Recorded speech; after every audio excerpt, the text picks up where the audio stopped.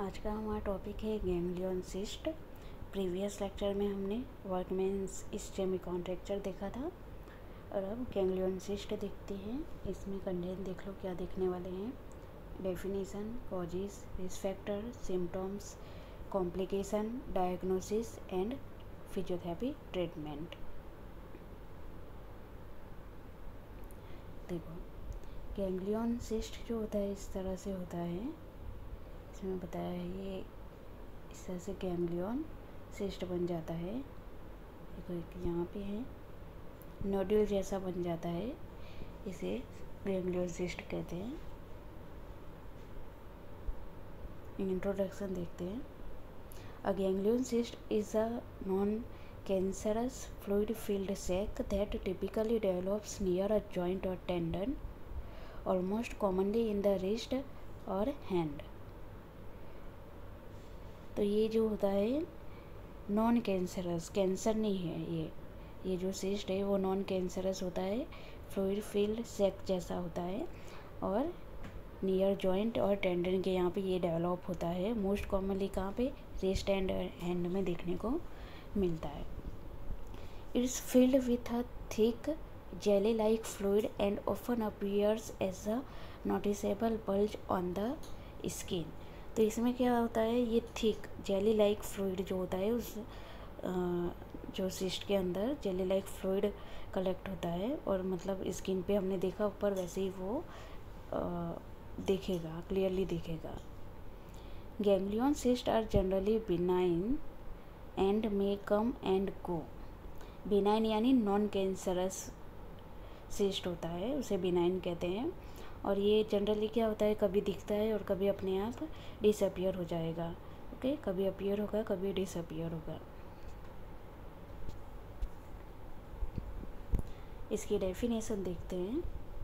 A non cancerous lump often on the tendons और joints of wrist and hands. तो ये क्या होता है, नॉन कैंसरस लंप है और कॉमनली कहाँ पे ये टेंडन जो हुए रिस्ट और हैंड के वहाँ पे ये देखने को मिलेगा। नॉन कैंसरस लंप जो है यहाँ पे देखने को मिलेगा। तो इस तरह से ये जो रिस्ट होता है वहाँ पर देखने को मिलता है। ये डोर्सल आस्पेक्ट पे कॉमनली ज़्यादा होता है।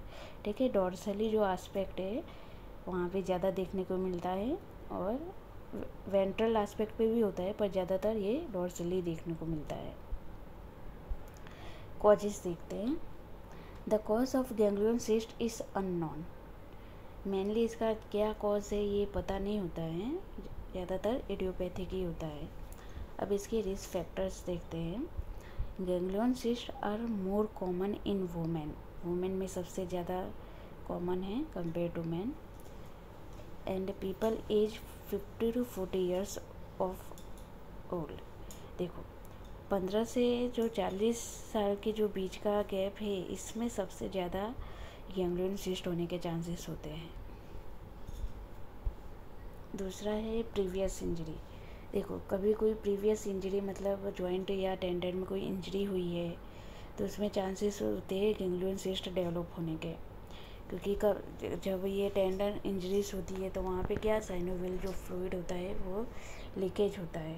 ओके, वहाँ पे जो टेंडन वो इंजरी होती है तो वहाँ से मतलब फ्लूइड लीकेज होता है और वो कहाँ पे, वहाँ पे कलेक्ट हो जाता है और सिस्ट बन जाता है।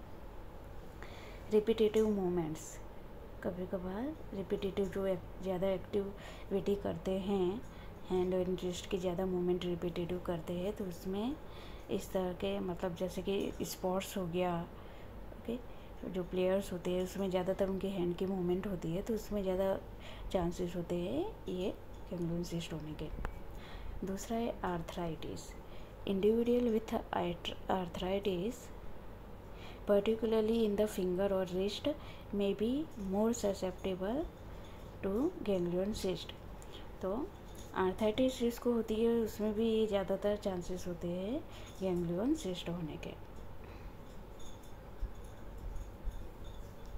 दूसरा है जेनेटिक फैक्टर्स। जेनेटिक फैक्टर्स जिसको मतलब फैमिली में किसी को ये सिस्ट हुआ है, गैंग्लियन सिस्ट हुआ है तो पॉसिबिलिटी रहती है कि आने वाले नेक्स्ट जनरेशन को भी ये सिस्ट हो। अपीयरेंस, तो ये कहाँ पे दिखता है, इसका मतलब कैसा अपीयरेंस होता है वो देखते हैं। गैंग्लियन सिस्ट जो होता है वो राउंड होगा, स्मॉल एंड यूजुअली पेनलेस। ज़्यादातर केसेस में ये पेनलेस होता है। और जब ये गैंग्लियन सिस्ट जो है वो नर्व को इन्वॉल्व करेगा, अगर नर्व को कंप्रेस करेगा तो वहाँ पे वो पेनफुल हो जाता है। ठीक है, देखो कॉमन लोकेशन इसकी देख लेते हैं।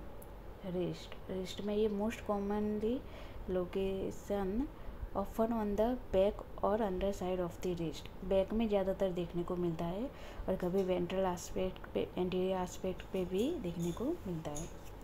फिंगर्स में होगा small lumps near the joints of the finger. Foot और एंकल में भी देखने को मिलता है। Less common but can appear due to joint stress. Okay, foot और एंकल में भी कभी कभार ये गैंग्लियन सिस्ट देखने को मिलता है। देखो फिगर देखते हैं, ये रहा, इसमें देखो, और उसके बाद ये है फिंगर, यहाँ पे भी देखने को मिलेगा, ये है ये और ये, इस तरह से सिस्ट डेवलप होते हैं। अब सिम्टम्स देखते हैं। डिस्कम्फर्ट, इसके कारण कभी मतलब सिम्टम्स क्या पेशेंट फील करेगा, डिस्कम्फर्ट लगेगा, कोई भी मूवमेंट करेगा उसमें डिस्कम्फर्ट लगता है। Rare it can be painful it presses और नर्व, अगर नर्व को प्रेस कर रहा है तो ये पेनफुल रहेगा। स्टार्टिंग में ये पेनफुल नहीं होता है, पर जैसे लेटर स्टेजेस में ये नर्व को प्रेस करेगा, क्योंकि जिसकी सिस्ट की साइज बड़ी होती है तो वो नर्व को प्रेस करता है और वो पेनफुल हो जाता है। The cyst can interfere with joint movement, जो भी रिस्ट की मूवमेंट करते हो या फिंगर की मूवमेंट करेगा तो उसमें क्या मूवमेंट में इंटरफेयर करेगा ये। तो ये सिम्टम्स थे। कॉम्प्लिकेशन देखते हैं। रीअकरेंस, एक बार आपने सर्जरी करके इसको रिमूव कर दिया तो भी ये दोबारा हो जाएगा, इसमें चांसेस होता है कि ये बार बार होता रहता है। और इन्फेक्शन, कई बार मतलब ये सर्जरी की है तो उसमें सर्जिकल केस में ज़्यादा चांसेस होते हैं इन्फेक्शन होने को। नर्व और टेंडन डैमेज, मतलब सर्जरी किया तो उसमें सर्जरी के टाइम पे हो सकता है नर्व या टेंडन डैमेज हो।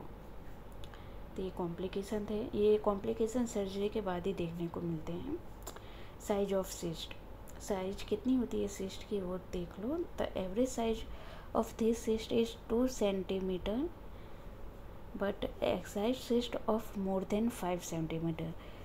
2 से 3 सेंटीमीटर है तो वो एवरेज साइज है, पर ग्रेटर देन 5 सेंटीमीटर हो तो उसको मतलब सर्जरी करना पड़ता है, निकालना पड़ता है। डायग्नोसिस, फिजिकल एग्जामिनेशन कर सकते हो आप, उसमें a doctor will assess the location size and appearance of the lung. उसको मतलब कहाँ पे हुआ है, उसकी साइज कितनी है, तो वो देखने से पता चलता है कि गैंग्लियन सिस्ट है। फिर अल्ट्रासाउंड आप करवा सकते हो, उसमें क्लियरली पता चल जाएगा।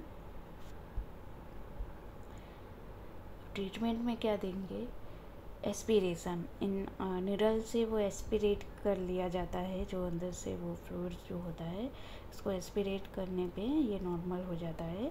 कई बार सर्जरी किया जाता है, अगर ज़्यादा बड़ी साइज है तो गैंग्लियोनेक्टोमी किया जाता है, जिसमें गैंग्लियन जो है सिस्ट को उसको रिमूव कर दिया जाता है।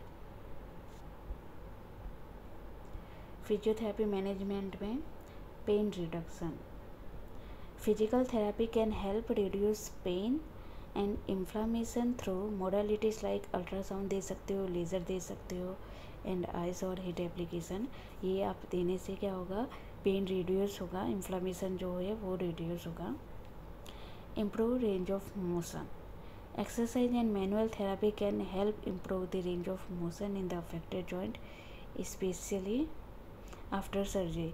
सर्जरी के बाद क्या होता है, जो मूवमेंट रिस्ट्रिक्ट है उसमें आप रेंज ऑफ मोशन करवाओगे, रिस्ट एंड फिंगर की, फिंगर का फ्लेक्सन एक्सटेंसर, फिर रिस्ट का flexion extension, radial deviation, ulna deviation, ये सब मूवमेंट करवाने से रेंज ऑफ मोशन क्या होगी, इम्प्रूव होगी और जॉइंट में फ्लेक्सिबिलिटी इम्प्रूव होगी।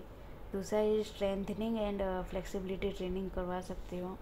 ठीक है, स्ट्रेंथनिंग के लिए आप थेराबैंड है, फिर स्पॉन्जी बॉल है वो सब का यूज़ कर सकते हो, स्प्रिंग का यूज़ कर सकते हो।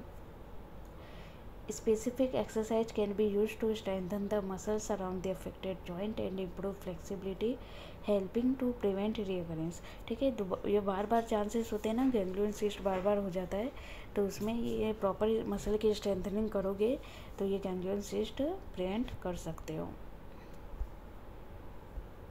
तो ये था आज का टॉपिक गैंग्लियन सिस्ट। इसमें कोई भी डाउट है तो कमेंट करके पूछ सकते हो। नेक्स्ट वीडियो के लिए सब्सक्राइब एंड शेयर कीजिएगा। Thank you.